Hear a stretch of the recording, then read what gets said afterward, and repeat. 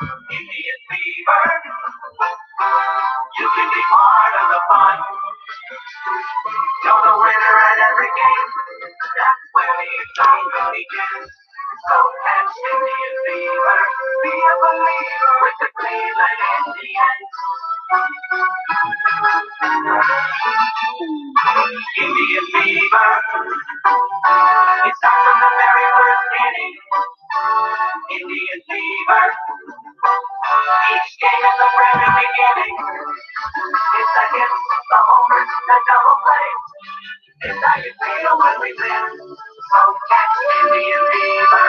Be a believer in the Cleveland Indians. Hello, everyone, and welcome to this special Lake County Sentinel Podcast for November 30th, 2018.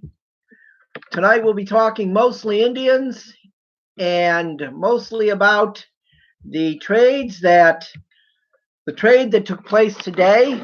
That it hasn't officially been announced by the Indians yet, but it looks as though that the Indians are going to start making some trades, at least the one they made today, and then they'll be, probably making some in the future. And this is a franchise that they do have to watch the budget, and they can't just spend money like crazy. I don't care if you think that they should. You don't own the team, and who are you to just say, they should just go spend money like crazy and overpay? Well, no, that shouldn't happen. They have a budget. They don't get the same revenue as a lot of teams, so they have to work within their budget. And let's hope that, that they make the right moves.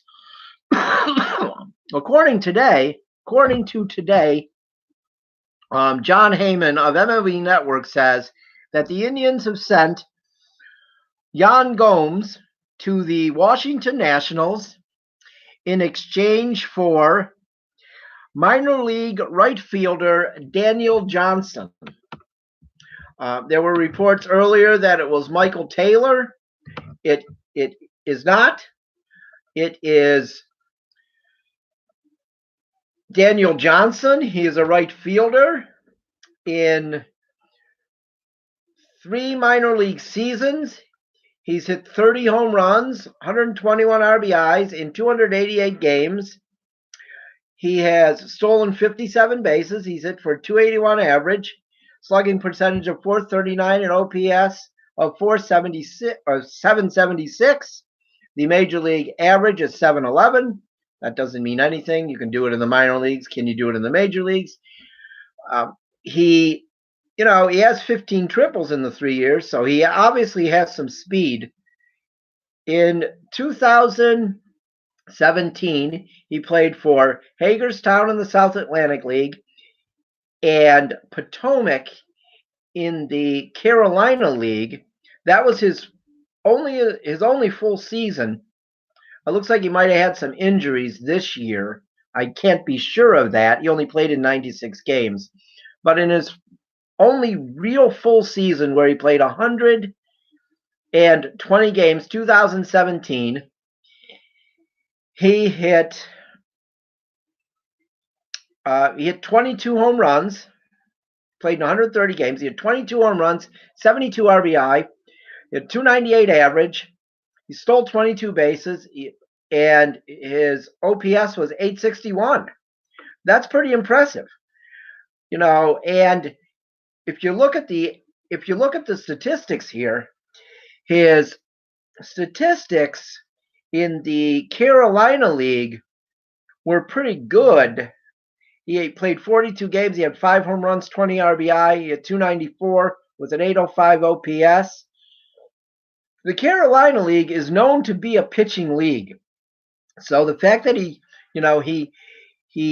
hit 388 games in the South Atlantic League, but then in 42 games, he hit 294 in the, with Potomac in the Carolina League. That's not bad. That's actually pretty good. So, he looks like he's a pretty good prospect here. I haven't seen any rankings yet, where he's ranked as a prospect in the Nationals organization. He was drafted in the 5th round by the Astros in 2016, the June amateur draft. He played for New Mexico State University at Las Cruces. And that's where he was drafted out of, like I said, in the 5th round by the Nationals. He's 23 years old. He has not played in the major leagues yet, so that means the Indians will have him for at least 6 years of control. So that is something, the Indians are looking for. They're looking for a guy, a good prospect, a good player that they have control of for several years. And I think that, look, do I like to see Yan Gomes go? No, I don't. I really like Yan Gomes. He's a good guy. He's a good teammate. He's a good catcher. Very good defensive catcher. But I think in the times he's been injured, Perez has filled in and done a good job. And, I think Perez is the catcher that Bauer favors. I know if Danny Salazar ever comes back, he likes Perez. Perez caught Kluber quite a bit this year. Carrasco, I'm sure, he can handle Carrasco with no problems. He's caught him before. I don't think there's going to be any problem with Roberto Perez coming in and catching this pitching staff and handling it well. Yes, Perez has not hit for a great average in his time, with the Indians. I feel like he will hit for a better average with consistent playing time. Is Roberto Perez going to be a 300 hitter? Never. Probably never. But could he hit 275? Yeah, I think he could. I think he could hit he's going to hit between 250 and 275, I think, in a full season. But he's going to be a really good defensive catcher that the Indians like a lot. The Indians value defense from their catcher. I think a lot of teams are going that route now, where defense from the catcher matters more than anything else. So we'll see, how that plays out. But right now, Eric Haas will be the backup. And who knows? Maybe Eric Haas might end up taking the job from Perez, and he might end up being the starter. But I'm not sure that Haas is the guy the Indians are looking for to be the starter, because defensively, he's not as sound as Perez. He's an okay defensive catcher. He's gotten better through the years. I saw him at Lake County, and he was not bad defensively, considering if you compare him to the catchers the Captains had this past season. Eric Haas is unbelievable defensively, but they had some really bad defensive catchers there this year. So I think that, Eric Haas is not a Gold Glove catcher, but he's not a terrible catcher. He's somewhere in between, but he can hit for average and he can hit for power. Eric Haas is definitely a power hitting catcher. So I think it puts the Indians in a good spot here. And I think Eric Haas deserves a chance to be on a major league roster. He's done everything the Indians have asked, and I think Roberto Perez deserves to get a chance to be an everyday starter, the everyday catcher. And I know that Roberto has a lot of critics in Cleveland. They don't like, how his average is low. They don't think he's that good. He struggled defensively at the beginning of the year, but he fixed it by the end of the year, and he was doing very well, throwing runners out. So, and there's always the thing in Cleveland with catchers. You have Sandy Alomar working with the catchers here. And, Sandy was one of the best defensive catchers of all time. Sandy was one of the best catchers of his generation. There's a lot of people that believe Sandy Alomar should be in the Hall of Fame. So we got Sandy Alomar working with these catchers. So I don't think there's going to be a lot of drop off in that position. Trading Gomes, it's probably a good trade for Gomes too. He's going to get in a good lineup, and he'll have protection, and you might even see his numbers improve. Hopefully he can stay healthy with the Nationals. He's had some health problems. That's not his fault. I mean, it just that happens. He's had bad luck, I guess you would say. I don't think anyone can complain about the time that Yan Gomes has spent in Cleveland. I thought he did a great job here. The Indians didn't trade him because they were not happy with him. They traded him because they could get some value for him. And I think Daniel Johnson brings them back some value. He looks like he can hit for some power. He's got speed for sure. I'm not sure how good he is defensively. I don't even know. I mean, he's probably not. I wouldn't think that. Well, I played a AA this past season. 89 games, 6 home runs, 31 RBI, 21 stolen bases, 731 OPS. He struck out 92 times, which is maybe kind of high.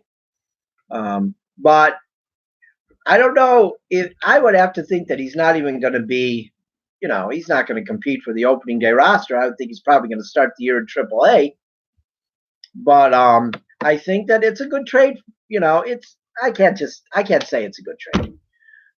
Let's hope it's a good trade. I'm not going to sit here and say, oh, the Indians made a trade. It's a good trade. It's a good trade. No, I don't know. Hopefully it's a good trade. I know a lot of people don't like, they traded for a prospect.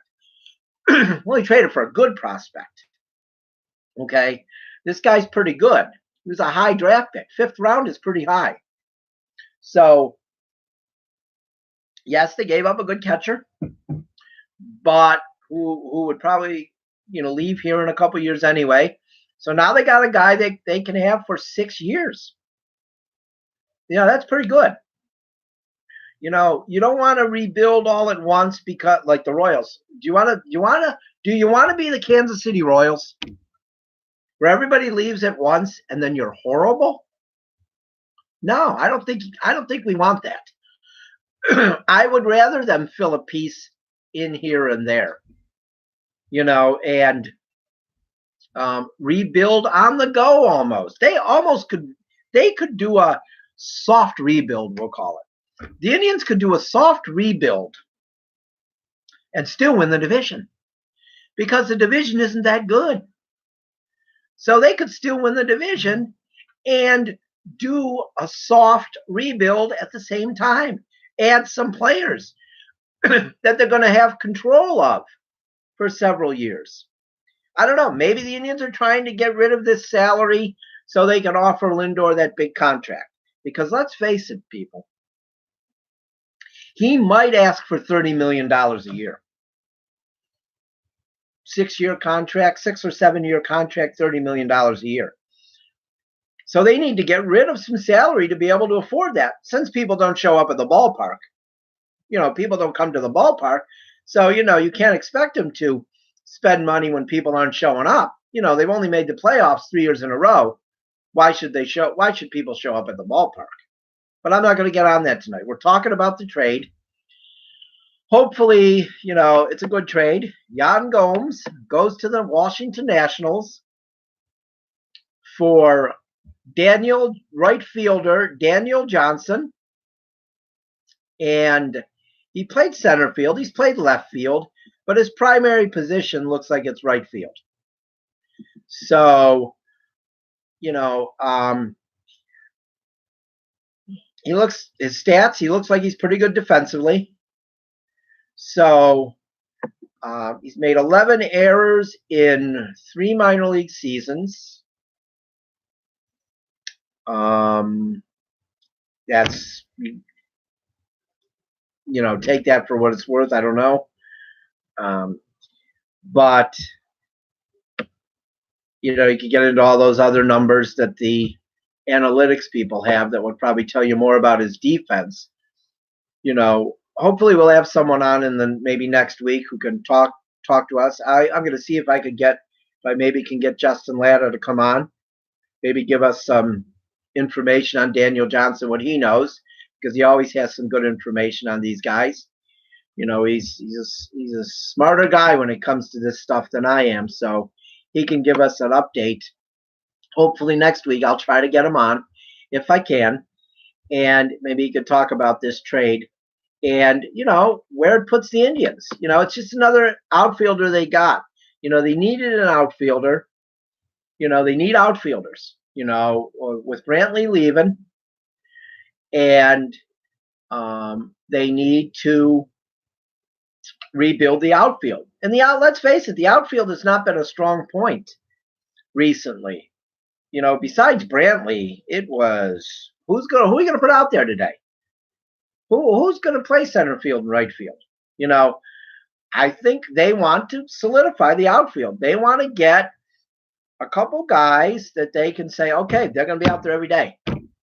I don't know if it's gonna be, then you got 4 guys maybe in the mix. You got Zimmer, you got 4 or 5 guys. You got Zimmer, you got Naquin, you got Allen, you got Johnson now, Leonese Martin. You've got some options now, and hopefully, they can find 2 or 3 guys that they can go with and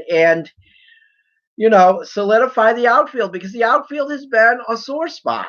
It has, and they need to fix that. If they're going to win a World Series within the next 2 years, and 2 years is probably where it might get rough after that, for a few years. But 2 years, if they're going to win a World Series in the next 2 years, they have to fix the outfield. There's no doubt they have to fix the outfield. And I think they're doing that. I think they understand they have to fix the outfield. So I think this trade is part of that. And look, you have to give stuff up to make trades. Let's not be naive and think you can rip teams off always. You have to give a guy up to get a good player. You have to. Teams are not stupid. The Indians are not going to make trades like they did with the Seattle Mariners when they gave up virtually nothing to get Shin-Soo Choo, and then a trade when they got Asdrubal Cabrera. They gave up Eduardo Perez and Ben Broussard, in separate trades to get those 2 players. That's not going to happen. Teams are just not going to fall in and say, oh yeah, we'll give you whatever you want. Just give us any guy you got, No, that's not how it works. Teams, you got to be an equal trading partner here. And I think the Nationals needed a catcher. The Indians needed an outfielder. And there it is. The 2 teams, they got their needs filled. And hopefully both players can help both teams. Hopefully Daniel Johnson can help the Indians. I'm not really concerned about the Nationals. I don't want to see Yan Gomes down the hill, but I don't really care about the Nationals. What I care about is, as I said, a soft rebuild where you still remain competitive and you still try to win that World Series. So when some big names may leave in 2 years, you put yourself in a position where you're not struggling for 5 years. You put yourself in a position where you might struggle for a couple years, but then you're back in contention again. Okay? That's what I feel like the Indians are doing right here. They're being proactive, and they're making moves before the bottom falls out, like it did in Kansas City when they went from winning a World Series and 3 years later you lose well over 100 games. That's not good. Fans in Cleveland wouldn't take to that very well. They don't take to it very well when the Indians win over 100 games. They don't show up. So how are they going to show up when they lose 100? So I think the Indians are trying to avoid that. So that's what this trade was. There's other trade rumors out there. There's the trade rumor we talked about the other night Like I said, I think the Trevor Bauer trade rumors are garbage. I don't think there's anything to it. I'd be stunned if they traded Trevor Bauer. Stunned. I'd be stunned. But I don't think there's anything to that. I think there's something to trading Corey Kluber, though. I really think that there's a very good chance that Corey Kluber will never wear an Indians uniform again. I think there's a very good chance of that. I would not be opposed to trading Corey Kluber for Cody Bellinger. That's one of the rumors. I would not be opposed to that. I believe the Indians would have control of him for 4 more seasons. Control is a big issue when the Indians make trades. Small market teams have to worry about control. So I think for that would be a very good that would be a good trade. So we have that rumor. Also, I hear today that the Indians are negotiating a contract extension with Carlos Carrasco, which I really like a lot. I would like to see Carrasco pitch his entire career with the Indians. And I feel like Carrasco is the type of guy that wants to pitch his entire career with the Indians. He really likes it here, feels comfortable here. He's had success here. The fans like him here. And I think the Indians will get a deal done with Cookie Carrasco, and he's going to remain an Indian for quite a while. So I don't think he's going to go. I think Corey Kluber is going to get traded. I really do. I think Corey Kluber is going to be traded, and it's just a matter of how much will they get for him. They should be able to get quite a bit. They better not just get Cody Bellinger for him. They better get Cody Bellinger and a prospect or 2, because you're giving him a 2-time Cy Young Award winner. You don't just give that away. They have to get something substantial if they trade Corey Kluber. I don't have a problem with trading Corey Kluber because I think he's past his peak. I think he's on the other side of the mountain. So I think that this is the time to trade Corey Kluber. So I don't have a problem with that, and I think that that's what we're facing here and what's going to happen. I think what you're going to have is you're going to have Trevor Bauer or Carrasco will be the ace of the staff, and then you're going to have Shane Bieber as your probably your number 3. And then then we'll see after that. What's going on. I don't know. Salazar, is he ever going to come back? Cody Anderson, is he ever going to come back? I think that it's really I still, but they do need a bullpen. They need bullpen help. They better maybe include in some of these trades some bullpen help too. Because let's face it, the bullpen killed them last year. The 2 biggest spots on the team that killed the Cleveland Indians last year was the non-productive outfield and the bullpen that gave production to the other team almost every night. So remember, starters had to pitch longer last year, and that affected the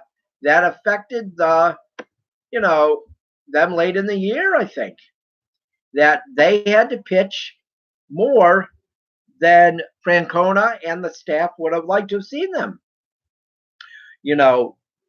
pitch, because the bullpen was so bad. It just wasn't good. I think that I can't believe I completely left Mike Clevenger out of the equation.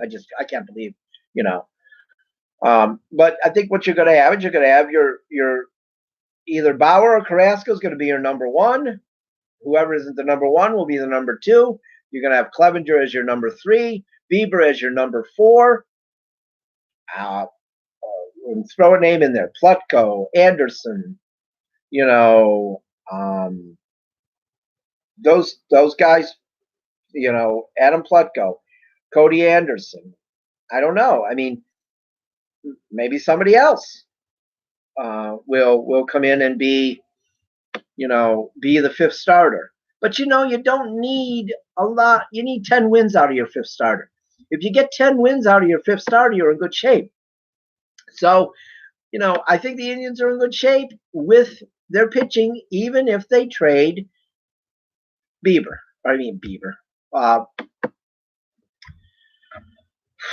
Corey Kluber. So that's pretty much, the story there with the Indians. By the time we meet for our regular broadcast on Monday, there could be another trade could have happened. I don't know. We're going to find out. But that's where the Indians stand right now. They got to make some moves. Hey, look, they didn't win anything. They won the division. Big deal. You can't just keep winning the Central Division every year and be satisfied with that. I want to find the person in Cleveland that's satisfied with winning the Central Division.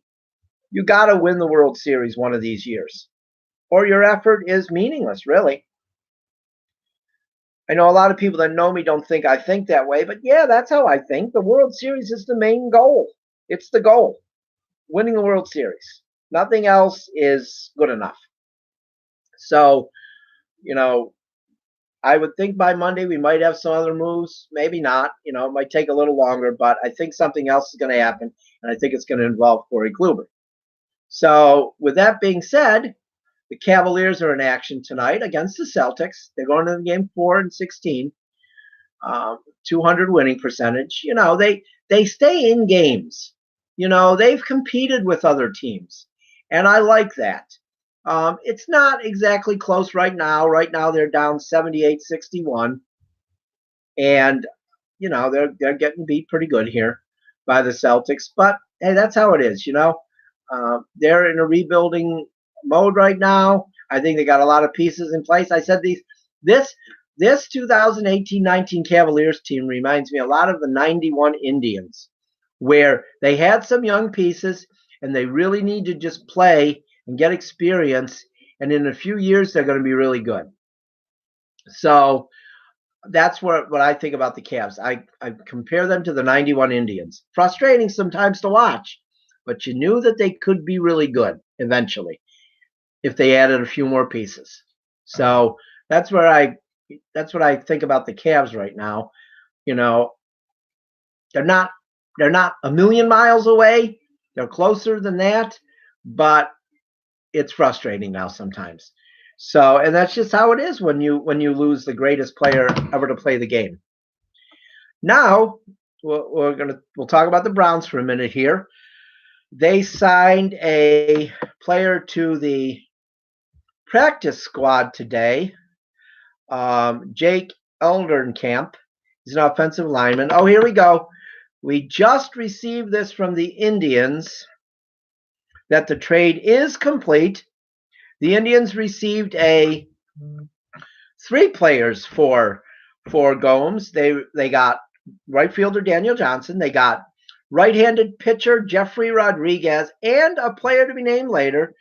It must be announced by April 15th, 2019. And they sent Yan Gomes to the Nationals. They also agreed to contracts today with Nick Goody, Neil Ramirez, Danny Salazar, and infielder Eric Stemets, and they are all on the 40-man roster. So quite a bit of Indians news there. The Browns play the Texans on Sunday, and it's going to be a very tough game. I think it's going to give us a good example of where the Browns are at this point. I think it's going to be a rough game. That defense is really good for the Texans. The Browns have not faced a good defense the last couple of weeks with the 2 wins. They're going to face a good defense on Sunday, and it's going to tell us a lot of where they are. So I'll be on Sunday morning or early Sunday afternoon with our picks, our NFL picks for our 15-minute podcast. I'll see you then. Until Sunday, have a good night, everybody.